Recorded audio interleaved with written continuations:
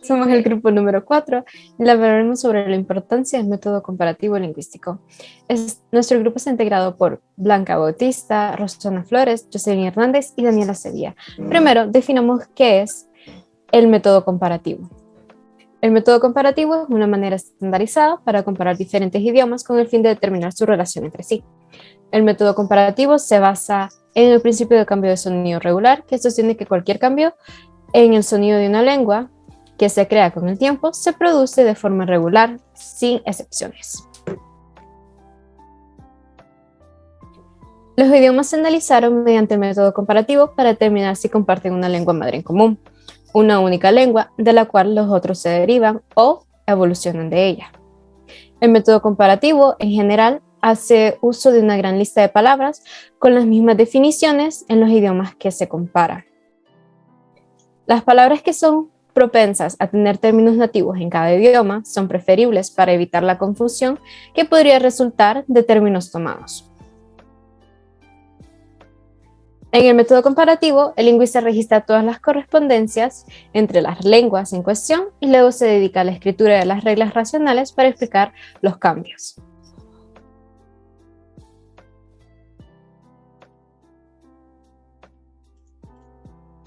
Uno de los más conocidos y profundos de estas lenguas reconstruidas es el proto-indoeuropeo, de la que cientos de Europa, Medio Oriente, Centro y lenguas del sur de Asia han evolucionado, incluyendo los ejemplos del latín y el alemán.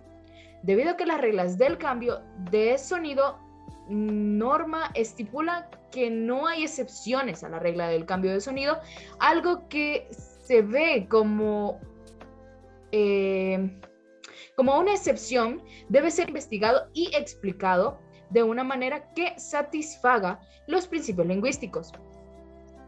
Una aparente anomalía puede deberse a los efectos de otra regla de cambio de sonido en el orden cronológico en el que se produjeron varios cambios de sonido. O puede aparecer debido a la palabra en cuestión que entró en la lengua después del cambio de sonido que tuvo lugar.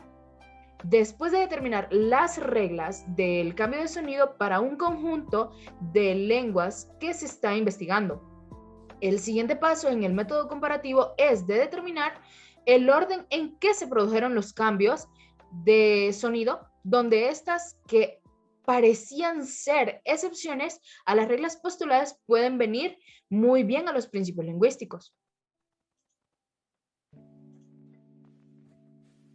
Ahora hablaremos sobre la historia. A finales del siglo XVIII y comienzos del siglo XIX se alimentó la preocupación de los estudios por conocer el pasado de cada lengua, el parentesco y las relaciones de las lenguas entre sí. Se parte de la base del cambio lingüístico, el cual constituye la clave para comprender las fórmulas y leyes que rigen la evolución y las diferencias a través del tiempo que dan origen a una nueva lengua. Este tipo de estudios tuvo como punto de partida el descubrimiento por parte de los europeos de la lengua sánscrita. Es una antigua lengua sagrada de la India, cuyo parentesco con las lenguas clásicas, el griego y el latín, aumentó el interés por la reconstrucción del esquema de las grandes familias.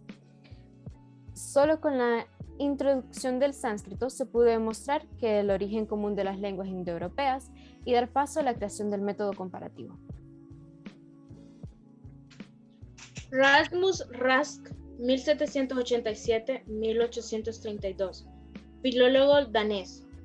Puede considerarse el primer comparatista.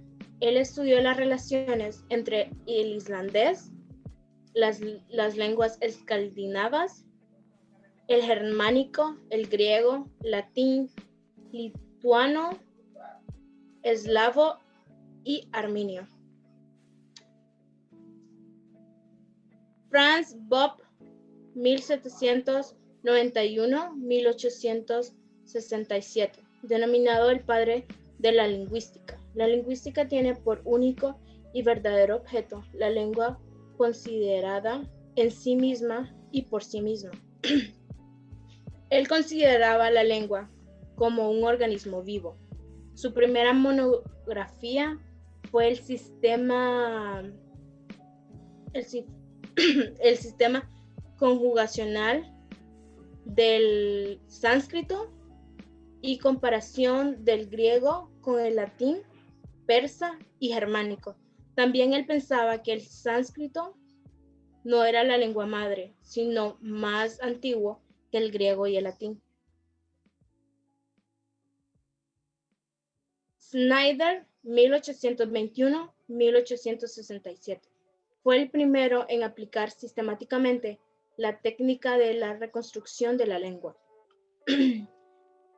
Si era el periodo dominante comparatista, es reconocido por su método de fonética real y también por dar a la lingüística un estudio descriptivo e histórico de una lengua popular no literaria.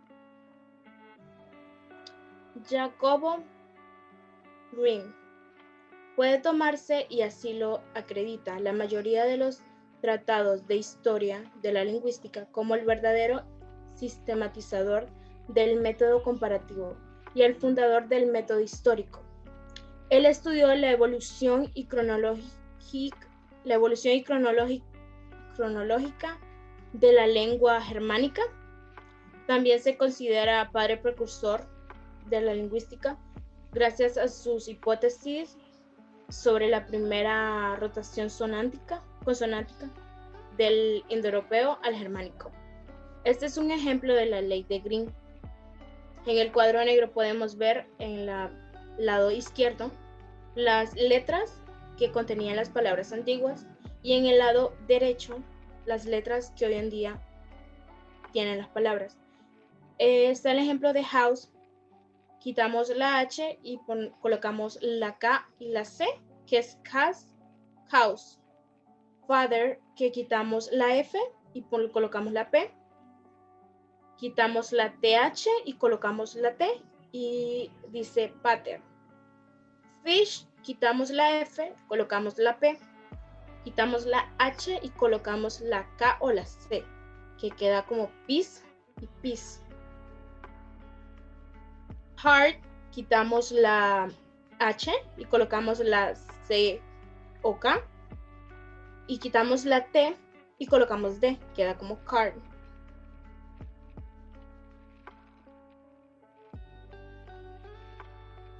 El análisis morfológico también forma parte del método comparativo. En el cuadro anaranjado miramos las adiciones de sonido de la palabra matriz. El cuadro verde son caídas del sonido de la palabra matriz.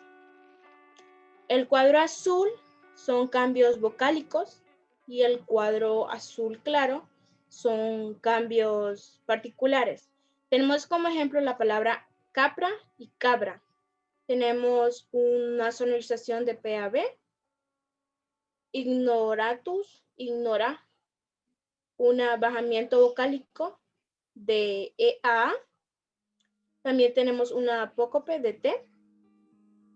Gallú y galla. Tenemos un bajamiento vocálico de U a O.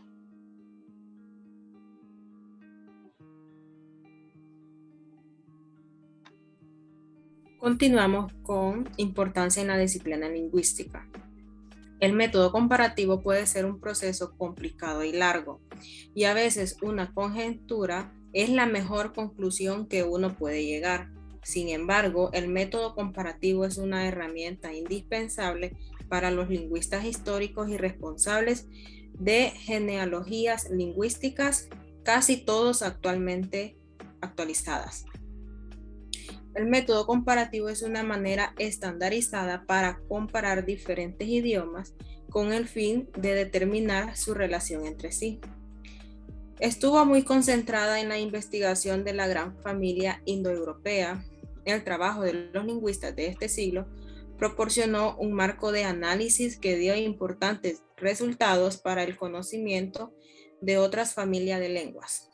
Se produjeron importantes avances en el campo de la fonética, especialmente el reconocimiento teórico y práctico del principio de las letras. Por último, a partir del siglo XIX, se avanzó hacia un entendimiento más correcto de la relación entre lenguas y dialectos.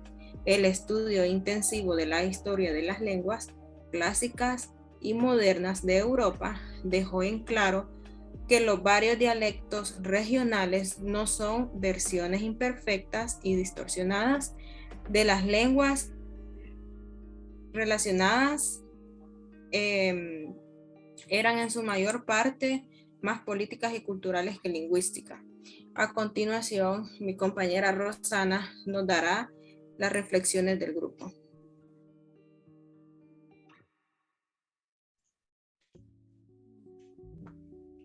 Como podemos ver en todos los temas que podemos abarcar del método lingüístico y comparativo, podemos darnos una idea de más o menos cómo era la investigación de las lenguas antiguas y de cómo ha sido evolucionando nuestra forma de hablar y de cómo ha pasado un cambio. Exactamente todas las palabras, por ejemplo, hemos investigado lo que son las lenguas escandinavas, eslavas, armenias. Entonces, podemos tener una idea de con todos estos métodos, gracias a ello, podemos realizar muchos hallazgos en lo que es por parte de las lenguas con estos métodos que podemos implementar para la reconstrucción de alguna lengua. En el caso tenemos lo que es el latín, que carecemos de personas que lo hablan de manera natural, pero que sí tenemos personas que lo han estudiado y que han podido hablarlo, ya que hemos tenido una reconstrucción de exactamente de este idioma. También tenemos lo que son las lenguas escandinavas, que tenemos las partes vikingas, donde ellos mayormente escribían en las paredes, entonces nosotros podemos darnos a entender qué tipo o qué forma ellos se podían comunicar y de la forma en la que ellos podían escribir sus mensajes en piedras. Entonces, con todo esto, para hacernos reflexiones es que deberíamos aprender un poco más sobre el cambio de las palabras de la actualidad con las antiguas, para más o menos tener una idea de todo esto y que nos han ayudado para la comprensión y para la reconstrucción de estas lenguas ya muertas, ya que todavía desconocemos la única lengua original, porque como lo pudimos notar, existen muchas lenguas, como vimos la indoeuropea, las románicas, las germánicas, entonces no podemos dar una explicación exacta o congruente de qué idioma original se hablaba a inicio, solamente tenemos hipótesis que esperemos que algún día podamos obtener más información sobre ellas y utilizando lo que son los métodos morfológicos. Y espero que les haya gustado. También dejaremos nuestra bibliografía de la información por si quieren investigar un poco más del tema. Muchas gracias por su atención y espero que les haya llamado un poco más la atención este tema.